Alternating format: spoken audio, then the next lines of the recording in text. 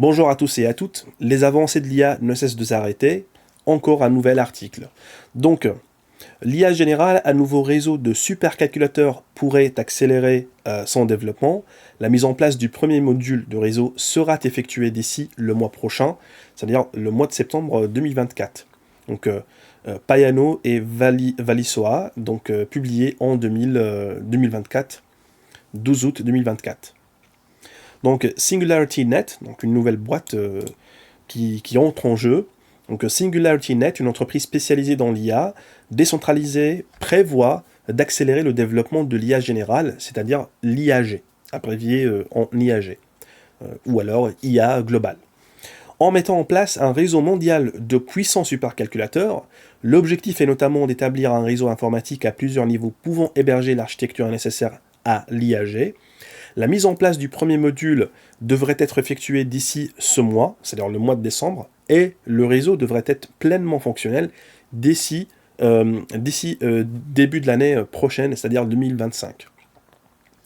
L'IAG, ou l'IA globale, est une forme d'IA qui pourrait égaler, voire surpasser l'intelligence humaine, donc on revient avec une nouvelle promesse, voilà, dans presque toutes les disciplines, alors que les IA actuelles excellent dans des domaines spécifiques selon les données à partir desquelles elles ont été initialement formées. Je tiens à souligner ici que même l'IA qui existe aujourd'hui était promue que ça devrait être très très intelligente et surpasser l'intelligence humaine aussi. Voilà. Donc, une petite parenthèse fermée. Donc, l'IAG serait beaucoup plus polyvalente et les surpasserait ainsi largement en matière de raisonnement et de prise de décision. Ok, on verra. En d'autres termes, elle serait capable d'effectuer d'apprendre n'importe quelle tâche ou l'appellation IA de niveau humain. Voilà. Toujours les mêmes promesses, ça va surpasser l'humain, on va remplacer l'humain avec l'intelligence artificielle. Alors que l'IAG était perçu il y a encore quelques années comme un concept hypothétique dont la réalisation ne pourrait s'effectuer que sur le long terme. Les avancées actuelles suggèrent qu'elle pourrait voir le jour beaucoup plus tôt qu'on le pensait. D'autre part, le développement de la technologie est depuis peu devenu un domaine d'investissement très actif. C'est vrai. Microsoft a par exemple investi à peu près 10 milliards de dollars chez OpenAI, donc la compagnie qui a produit par la suite ChatGPT, dont l'un des principaux objectifs est le développement de l'IA globale. De son côté, Mark Zuckerberg, le PDG de Meta, précédemment Facebook, a investi un montant équivalent pour la mise sur pied d'une infrastructure pour la formation des modèles d'IA avancés pouvant potentiellement découler sur l'IAG. Et là, SingularityNet, une nouvelle boîte, quant à elle, vient d'investir 53 millions de dollars pour la construction d'un supercalculateur modulaire dédié à ce type d'IA, c'est-à-dire l'IAG décentralisé. Une structure en réseau permettrait d'accélérer considérablement le développement de la technologie en fournissant le support nécessaire au calcul intensif dont elle a besoin. Et là, on cite le PDG de la boîte, Ben Goertzel, donc le PDG en fait de SingularityNet, dans un interview avec Live Science. Là, j'ouvre le guillemet, ce supercalculateur sera en soi une avancée décisive dans la transition vers l'IAG, bien que les nouvelles approches d'IA neuronale symbolique, c'est-à-dire le réseau de neurones profond, développé par l'équipe d'IA de SingularityNet, réduisent quelque peu le besoin de données, donc voilà, on va consommer encore moins de données, de traitement d'énergie, voilà, ça va consommer moins d'énergie par rapport au réseau de neurones profonds standard qui consomme beaucoup plus de données et d'énergie, d'électricité. Nous avons toujours besoin d'importantes installations de calcul intensifs. Bon, ça reste que des promesses, les amis. C'est pas vraiment des faits. On verra ça quand leur technologie verra le jour. Donc, une optimisation des structures de systèmes d'IA avancés. La phase initiale du projet nécessitera 25,5 millions de dollars pour l'exploitation de centres de données modulaires EcoBlocks. et de matériel haute performance fourni par des entreprises spécialisées. Le premier module du supercalculateur sera notamment équipé d'unités de traitement graphique GPU. Voilà, bon, la GPU, c'est pas une nouvelle, hein. La GPU, c'est bien utilisé pour le calcul en fait de réseaux de neurones profondes, mais en fait Nvidia, elle compte créer des chips ou des puces en fait spécialisées pour l'IA. Bon, on verra si Nvidia en fait elle arrive en fait à publier cela d'ici début de l'année prochaine, mais ça va prendre, à mon estimation personnelle, ça va prendre beaucoup plus de temps. Voilà. Donc des racks de serveurs TensorRent Wormhole, pardon, dotés de GPU Nvidia H200 ainsi que les systèmes GB200 Blackwell de ces derniers seront également utilisés. Ces composants figurent parmi les plus puissants actuellement disponibles, exactement, c'est ce que nous avons en fait sous la main, et spécialement conçus pour l'IA. Non, c'était pas conçu pour l'IA, désolé. Bon, ces GPU-là sont conçus pour le gaming.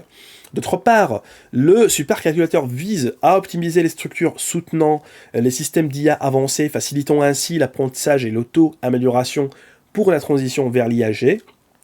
Ces structures incluent les réseaux de neurones profonds imitant les fonctions du cerveau humain. Oui, peut-être je vais faire une vidéo en fait sur qu'est-ce que les réseaux de neurones et qu'est-ce que le réseau de neurones profond et en quoi en fait elle essaie de imiter le cerveau humain. Voilà. Mais il faut savoir qu'on n'a pas imité tout le cerveau humain, on a juste répliqué en fait quelques mécanismes en fait du cerveau et ça nous a donné voilà une version de l'intelligence humaine en artificiel. Mais c'est très très loin de remplacer le cerveau humain. Les grands modèles de langage LLM et les systèmes multimodaux traitant les comportements humains. Et là, on le cite, Monsieur Goldzel, la mission de la machine informatique que nous créons est d'assurer une transition de phase entre l'apprentissage sur le big data et la reproduction ultérieure des contextes de la mémoire sémantique du réseau neuronal, ainsi que la pensée machine non imitative basée sur des algorithmes de raisonnement en plusieurs étapes et une modélisation dynamique du monde basée sur la mise en correspondance de modèles interdomaines et la distillation itérative des connaissances. Tout cela va prendre du temps, monsieur Goldzel, hein, tout ce qui est plusieurs étapes, modélisation dynamique, donc on a une certaine généralisation et distillation itérative, tout ça c'est très très coûteux en termes de computing. Voilà, donc un logiciel donnant accès à un système tokenisé. Voilà, tokenisé, c'est entre guillemets, c'est-à-dire là, en fait, on fait référence à la blockchain, à la technologie blockchain. Donc, on poursuit. Donc, afin de faciliter le développement de l'IAG, SingularityNet a développé un logiciel open source appelé OpenCog, Hyperon. Donc, ils ont besoin d'un coup de pouce des développeurs voilà, sur le plan général pour leur aider en fait à accélérer un petit peu le développement de ces technologies. Donc, on est loin d'être prêt. Spécifiquement conçu pour l'architecture des systèmes d'IA, il permet aux utilisateurs d'accéder au supercalculateur par le biais d'un système tokenisé. La tokenisation est un aspect de la technologie blockchain, voilà, permettant de remplacer une donnée critique par un jeton qui n'a aucune valeur intrinsèque voilà, une fois sorti du système. Entre parenthèses, c'est comme on dit, en fait, c'est crypté. Donc, un bout d'information qui est crypté, une fois sorti du système. Donc, si vous allez récupérer cette information-là, vous allez trouver voilà, une chaîne de caractères qui est cryptée, donc qui ne sert pas à grand-chose. Les données sont ainsi accessibles tout en étant sécurisées par le biais de cette tokenisation. En effet, bien que les outils d'IA soient désormais largement disponibles, leur contrôle et leur accessibilité restent tout de même fragmentés. Cela signifie que les utilisateurs ne sont pas en mesure d'accéder à toutes les données nécessaires à leur développement. Donc si SingularityNet propose de résoudre ce problème en mettant en liaison les utilisateurs et les développeurs par le biais d'un système décentralisé, tokenisé, en d'autres termes, tous ceux qui auront accès au système tokenisé pourraient alimenter ou utiliser les ensembles de données existants sur lesquels d'autres utilisateurs s'appuient pour tester et mettre en œuvre les concepts d'IAG. Tout cela pour dire que On va connecter les gens, d'accord, directement avec leur plateforme pour que leur plateforme puisse tracer leur comportement. Et l'IA derrière, elle va apprendre de ce qui se passe en fait par les êtres humains. Tout simplement, ils vont miroiter le comportement humain sur leur plateforme pour donner à manger à l'IAG, donc ce qui fait en fait à entraîner leur multimodèle, multimodaux machin, et tout cela donc c'est sécurisé par le biais des tokens, etc. Et cela en fait contredit le fait que ouais, ça va consommer moins de données et moins d'électricité. Moi, je dis que ce paragraphe en fait contredit le paragraphe du haut qui dit voilà, on va minimiser en fait l'utilisation, la récupération des données, de l'être humain. Là, en fait, on va miroiter tout simplement tout ce que font les utilisateurs et utiliser cela pour entraîner les modèles d'IA. Voilà. Alors que Shane Legg, cofondateur de Google DeepMind, pardon, estime que l'IAG pourrait voir le jour, bien sûr c'est leur concurrent, pourrait voir le jour d'ici 2028. Kurzweil estime qu'elle pourrait être disponible dès 2027. Voilà, pour vendre des rêves, grâce au supercalculateur développé par son équipe.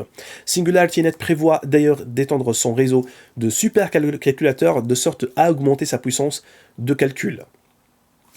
Voilà pour cet article, j'espère que ça vous a plu. Aimez, partagez, abonnez-vous. Je vous dis, prenez soin de vous et à la prochaine. Merci beaucoup.